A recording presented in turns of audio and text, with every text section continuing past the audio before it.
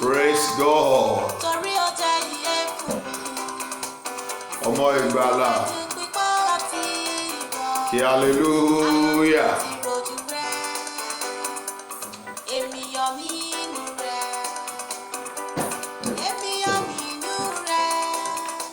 Orí ọ̀fẹ́ ńlá ni mo rí gbà láti wà níwájú ẹ̀yin ọmọ Ọlọ́run lónìí. Torí èmi yọ̀ nínú rẹ̀, ọkàn mi yọ̀ nínú Olúwa, torí ó jẹ́ ìyè fún mi.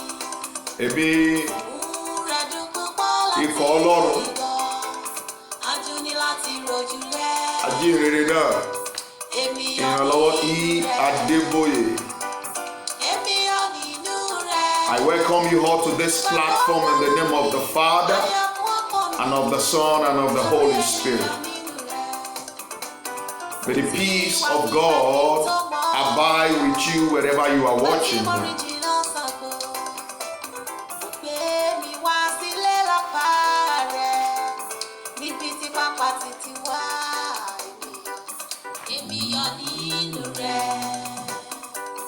Èmi yọ̀ nínú rẹ̀. Gbogbo ló fi ayọ̀ kún ọkàn mi, torí èmi yọ̀ nínú rẹ̀. Ẹnìkan máa ṣàmì níbẹ̀ yẹn. Jẹ́ kí àmì rẹ̀ ó le. Jẹ́ kí àmì rẹ̀ ó nítumọ̀. Ìwọ la rán mi sí. Rí wípé àmì yìí jáde dáadáa. Ohùn Olúwa ní sí ọ. Bí ọdún yìí ṣe ń parí lọ, àti ìwọ àtọmọ àtàrà ilé rẹ ẹ ní parẹ́ mọ́dún yìí. Àmín Jésù. Ìyànjú kò dúpẹ́ lọ́wọ́ Ọlọ́run torí kò dá ọ sí lágbogbo yìí. Orí ọ̀fẹ́ ńlá ni o. Thank you Holy Spirit. O ṣeun ẹ̀mí mímọ́.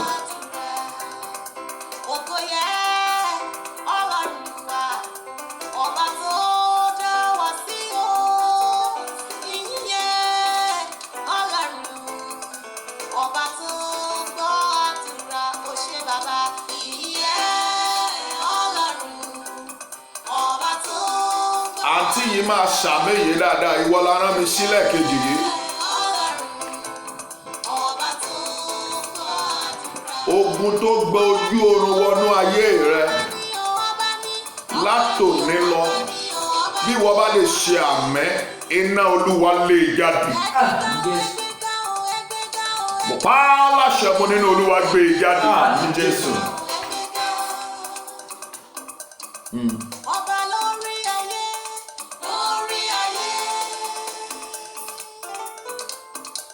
Mo gbọ́ ohùn ẹ̀mí mímọ́ tó sọ fún mi wípé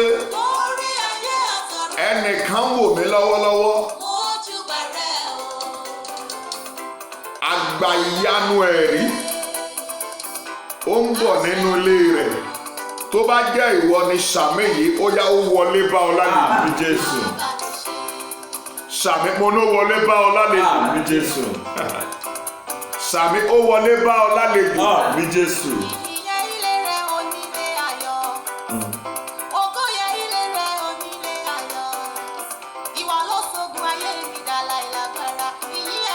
Ẹnìkan náà wà bẹ́ẹ̀ yẹn, òun náà máa sàmì, ẹnìkẹ́ni nìyẹn o. Òun náà máa sàmì yìí. Gbogbo ohun tó ń pèrè ní ogun ayé rẹ̀ látòní lọ wọ́n dá láìlágbára. Àmín Jésù. Ọlọ́run máa jẹ̀mú orí òkè yìí ní kí n sọ fún ọ sàmì wọ́n dá láìlágbára. Àmín Jésù. Thank you Holy Spirit.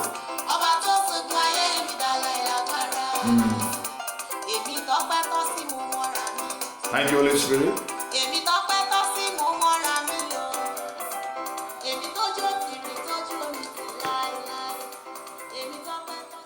Praise God. Hallelujah. Praise the living Jesus. Hallelujah. Praise the mighty Jesus. Hallelujah. Ògo ni fún Ọlọ́run lókè ọ̀run. Hallelujah. Ẹ jẹ́ ká ké hallelujah méje sí ọba àwọn ọba. Ọlọ́run tí ó ní àkókò yìí tá ó fẹ́ tó máa ṣiṣẹ́ ní àkókò yìí tí yóò fi títóbi àti ọlá rẹ̀ tí yóò sọ̀kalẹ̀ sí àárín wa láti bá ayé rẹ̀ pàdé, láti bá ayé mi pàdé. Hallelujah méje sí ọba àwọn ọba. 1 to go. Ó yá o. Hallelujah, hallelujah, hallelujah, hallelujah, hallelujah, hallelujah, Hallelujah. ẹ jẹ́ ká tẹríba fún àdúrà. Ẹni tó dá ayé àti ọ̀run, Jehovah Jésù Kristi, Ọlọ́run ìjìnlẹ̀fẹ́, Ọlọ́run Bíléwu kò sọ́fà, Ọlọ́run Joseph Ayọ̀délé Babalọ́lá, Ọlọ́run Mósè Orímọládé, ògo ni fún orúkọ mímọ́ rẹ̀. Hallelujah. Ọlọ́run àwọn baba ńlá wa, Ọlọ́run Abrahamu, Ọlọ́run Isaki, Ọlọ́run Jacobu, we appreciate you, Lord. Accept our thanks in Jesus' name. Amen. Therefore we come before thee this evening. O Lord our Father, you said in your word that wherever 2 or 3 people are gathered, you are there. You are there. Father, we call upon you in our midst. We want you to come and reveal yourself to us through your scriptures. We want you to come and reveal yourself for these people, for them to know that truly you answered prayer. Lórúkọ Jésù, Ọlọ́run ó yá ṣe bẹ́ẹ̀. Àmín Jésù. Ọlọ́run tó fi iná dáhùn, lórúkọ Jésù ó yá sọ̀kalẹ̀ wá. Àmín.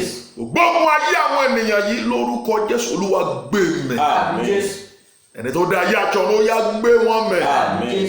Iṣẹ́ tá a fojú oorun ṣe sínú ayé wọn látòní lọ, Olúwa gbé mì. Àmín Jésù. Ẹ̀mí máa fẹ́ rí ọjẹ́rìí ara rẹ̀. Àmín.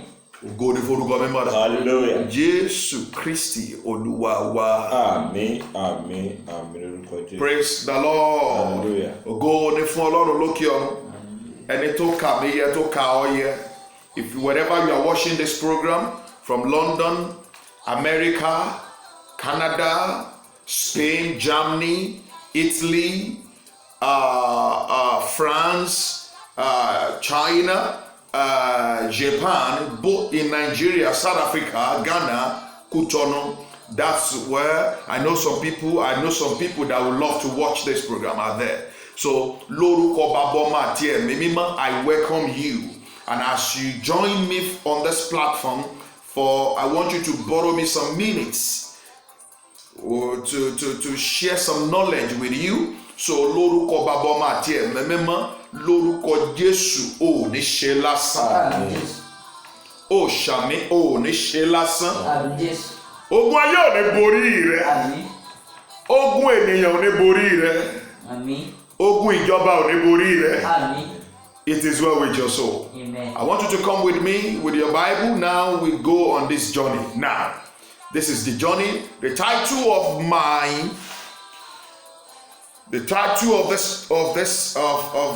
topic is Power, the Mystery of the Night, Part 2.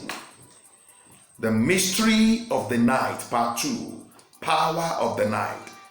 Àṣírí ohun ìjìnlẹ̀ nípa àṣálẹ́. The Mystery of the Night, Part 2. What a powerful topic. I want us to understand that, like I did in the first phase, in the part 1, is on our YouTube, Ìrànlọ́wọ́ E. Adébóyè. Go to the YouTube, search for Ìrànlọ́wọ́ E. Adébóyè, click on the like button, then subscribe. Please watch those messages, and I believe that the Lord will open your inner mind, your knowledge, and your understanding in the name of Jesus. Amen. Please listen and come to me on His word, which is the book of Psalm, Orin Dáfídì, chapter 19, verse 1 and 2. Psalm 19, verse 1 and 2. I will read myself. Àwọn ọ̀run sọ̀rọ̀ ògo Ọlọ́run, àti òfurufú fi ṣí ọwọ́ rẹ̀ hàn. Ọjọ́ dé ọjọ́ fọhùn, àti òru dé òru fi ìmọ̀ rẹ̀ hàn. Ẹnìkan máa ṣàmì níbẹ̀ yẹn. Látòní lọ, gbogbo ìdè táyé fi dì ọ́, bó bá lè ṣàmì yìí, lọ́wọ́lọ́wọ́ olúwa já lára rẹ. Àmín Jésù. Ìdè tó wọnú ayé rẹ lóru, ìdè tá a rán sínú ayé rẹ lóru, èyí tó ń gbé pẹ̀lú àgọ́ ara rẹ, tó ń gbé nínú àgọ́ ara rẹ, tó ti di àjọ̀nú, tó ti dàpọ̀ mọ́ omi àti ẹ̀jẹ̀, ẹnìkan máa ṣàmì níbẹ̀ yẹn lórúkọ Bàbá Ọmọ àti Ẹ̀mí Mímọ́, ìdè yẹn já lára rẹ. Àmín Jésù. Lórúkọ Jésù, ìdè yẹn já lára rẹ. Àmín. Lórúkọ Jésù, ìdè yẹn já lára rẹ. Àmín Jésù. Listen very well. Mysteries of the night. Àṣírí alẹ́. Báwo ni, you see, mo ti sọ fún wa, mo ti emphasize little on that. But this time around, I'm not going to take much of your time. Ṣẹ́rí, alẹ́ jẹ́ ohun kan tó ní agbára. Alẹ́ jẹ́ ohun kan tó jẹ́ wípé Ọlọ́run tìka lára ẹ̀ kì í fi alẹ́ ṣeré. Most of the common deliverance, don't forget what I said, most of the common deliverance in the Bible happens in the night. From Jacob, Bethel, it happens in the night. Ilẹ̀ ò tí ì mọ́, àfẹ́júmọ́ ni, òru ọ̀gànjọ́ ni. It was during the night. And Jacob ní láti máa sọ fún áńgẹ́lì yẹn wípé òru tí ilẹ̀ ti ń mọ́ o kó jẹ́ kí òun lọ, because they fought through the night.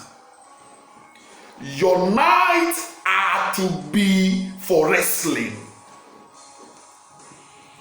Your night, àṣálẹ́ rẹ gbọ́dọ̀ kó àṣálẹ́ ìjàkadì ní fún ọ.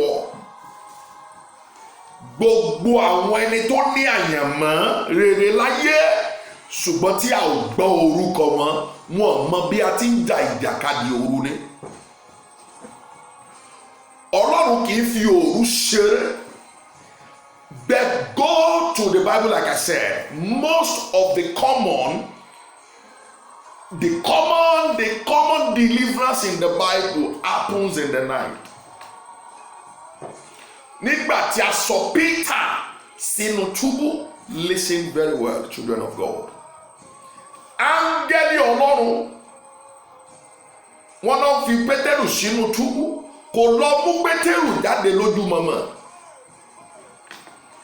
Àṣálẹ́ òru ọ̀gànjọ́ láńgẹ́lì yẹn dé sínú túbú.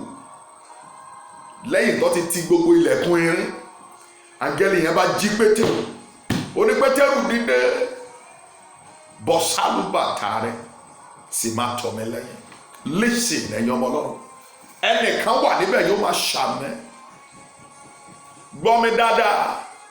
Ìyàtáyé fi jẹ́ ọ́ látọjú oorun. Ó máa ṣàmẹ́.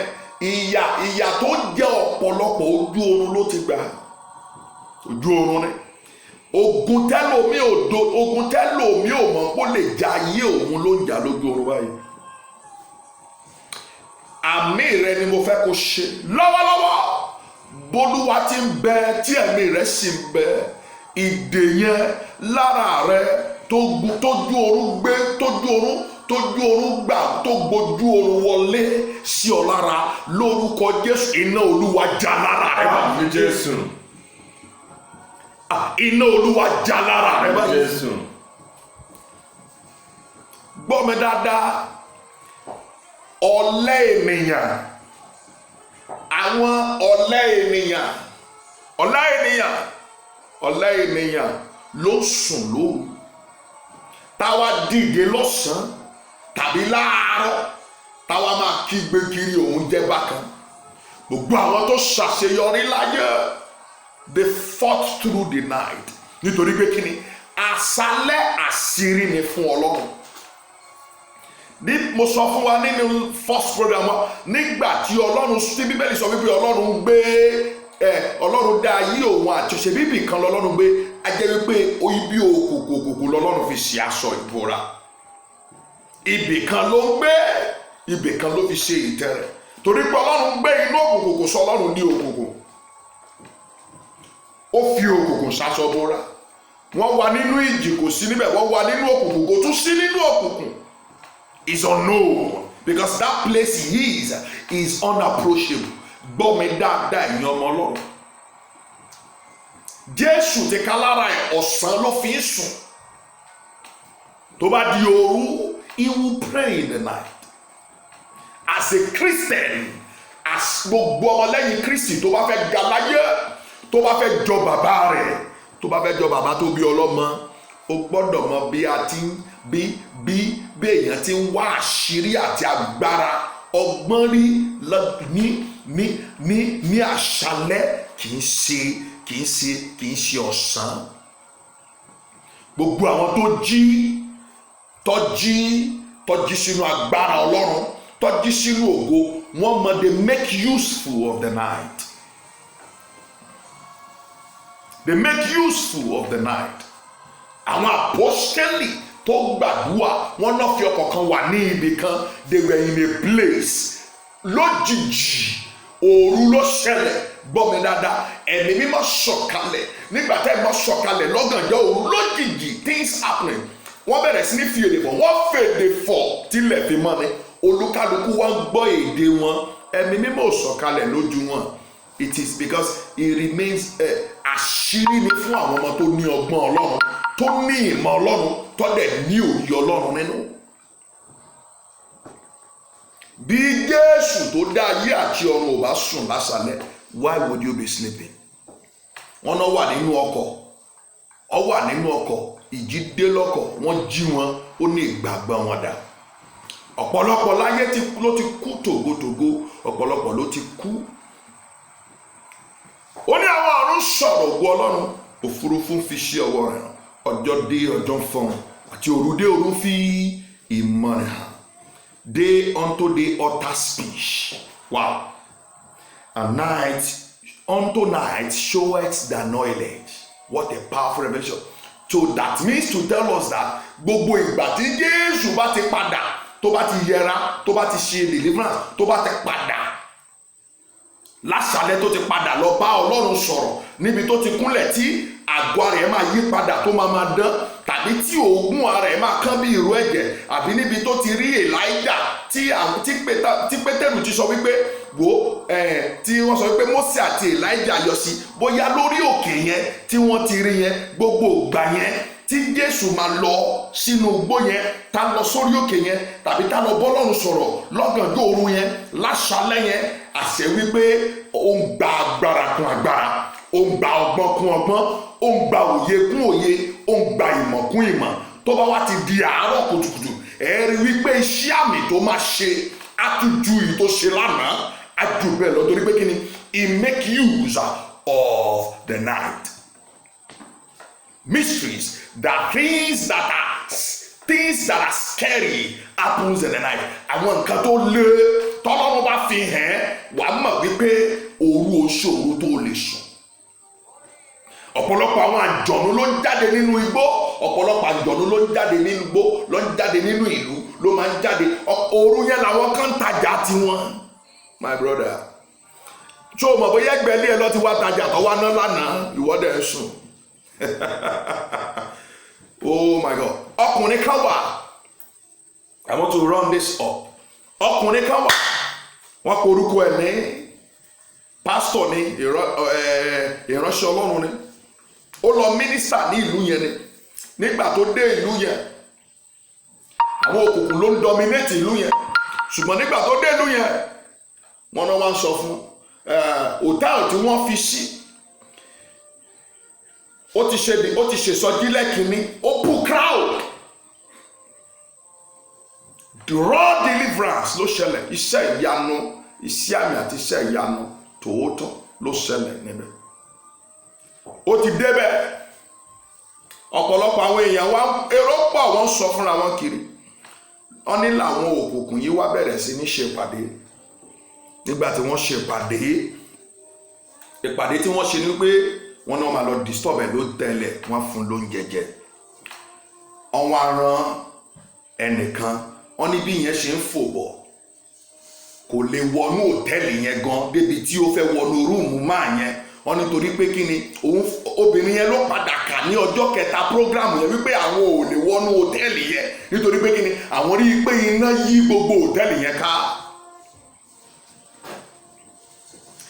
tí bàbá wòlíì yẹn bá ti kúrò nínú sọjí tó ń padà sí hòtẹ́ẹ̀lì ẹ̀ tó bá ti di 10:30 ó máa bẹ̀rẹ̀ àdúrà. A bẹ̀rẹ̀ sí ní gbàdúrà iná a máa pe iná sọ̀kalẹ̀ iná agbára. Ibẹ̀dẹ̀ lọ́pọ̀lọpọ̀ tí máa ṣe ministration tán tá lọ jókòó tá lọ jẹun. Ibẹ̀ lọ́pọ̀lọpọ̀ tí máa ṣe ministration láṣálẹ́ tá máa béèrè fún fanta tá máa béèrè oúnjẹ lóúnjẹ ńlé. Ibẹ̀dẹ̀ lọ́pọ̀lọpọ̀ tí máa ṣe ministration tán tá máa béèrè fún mọ̀tóníkì. Ibẹ̀ lọ́pọ̀lọpọ̀ tí máa ṣe ministration tán tá máa lé obìnrin kiri. Ibẹ̀ lọ́pọ̀lọpọ̀ tí máa ṣe ministration tán tí wọ́n sì àtúntò máa ní kó gbólóṣó wá fún wọn. Àwọn tí à ń bá jà àwọn tó lágbára jù wá lọ́nà Ọlọ́run kì í fi ń ṣeré. Wáì tí wọ́n ti fẹ́ fi òru ṣeré? Òru agbára. Òru dé ó ní ọjọ́ dé ọjọ́ fọhùn àti òru dé òru ń fi ìmọ̀ rẹ̀ hàn. Ohun tó bá gbà lóru àṣẹ ni ó gbọ́dọ̀ wá fi ara hàn tilẹ̀ bá ti mọ́. Show it their knowledge. Ó máa fi ìmọ̀ hàn ni. But day unto day we utter speech. Tó bá ti gbà kan lóru tó ti gba agbára tó ti dè nǹkan tó ti gba agbára tó ti gba àṣẹ tó ti gba iná. Let them be any bombarder tó bá lè wá kojú ẹ tàbí láti wá gbógun tiẹ̀ láti sọ pé wọ́n kàn bá kan lóru because your days will utter speech. Afara your speech tí wọ́n tún sọ́mọ̀ yẹn kò tún ṣe dandan kó jẹ́ wípé o máa sọ̀rọ̀ gan ni. Speech ẹni pé tó bá ti gba agbára yẹn it will appear ó máa farahàn in your deeds nínú ìṣe rẹ nínú ìwà rẹ nínú character rẹ bí gbogbo ẹ̀ ṣe máa farahàn nìyẹn. Ẹnìkan máa ṣe àmì àwọn tí wọ́n wọ̀ mí yìí náà ni mo fẹ́ kó ṣàmì yìí o.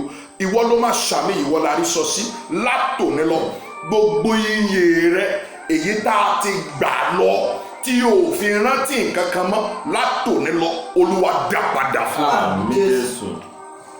Ọ̀pọ̀lọpọ̀ òru lọ́lọ́run fún ní àlá tó bá ti gbàdúrà díẹ̀ báyìí alálà ṣùgbọ́n kò lè lálàá mọ́. Àtọ̀sán àti òru kò rí nǹkan kan mọ́. You don't joke with it. Ọlọ́run rí Paul the apostles àti Sílà nínú túbú ní Act of Apostles chapter 16. Irọ́ ni wọ́n yin Ọlọ́run lọ́gànjọ́ òru lẹ́sẹ̀kẹsẹ̀ immediately lẹ́sẹ̀kẹsẹ̀ lọ́gànjọ́ òru ìṣẹ̀lẹ̀ ńlá ṣẹlẹ̀ ìpínlẹ̀ túbú mìtìtì in the night. Things happen in the night. You see, if you want to shift this life, if you want to shift this world, if you want to make an impact, learn to pray in the night, learn to focus in the night, then learn to read in the night. 3, learn to ask God for directions in the night. He will surely show you knowledge. You will receive knowledge for that day to operate on that day, and that day will show it his speech. Ẹnìkan máa ṣàmì ìwọ lára mi sí o ohun tí mo rí sọ sí ọ rèé látòní lọ gbogbo ogun tó ń jayé rẹ ó yá ó ṣíwọ́. Àmín Jésù. Sàmì àṣẹ méje ni o ẹ̀kẹ́dìrẹ́ mo ní gbogbo ogun tó ń jayé rẹ ó ṣíwọ́ iṣẹ́. Àmín Jésù. Àmín tájí èṣù fi sí àgọ́ ara rẹ tó ń dìde ogun tì ọ́. Gbogbo àmì tí wọ́n fi ń dá ọmọ lọ́gànjọ́ òru anẹ́lòmí àsọ wípé ààrẹ òun báyìí wọn ò dẹ̀mọ́dí tó ṣe ń rẹ̀ òun wọ́n ti gùn lọ nínú ẹgbẹ́ lóru ni. Gbogbo àlè tí wọ́n fi ń dá ọmọ ó máa ṣàmì látòní lọ iná já lára rẹ̀. Àmín Jésù. Oh my God.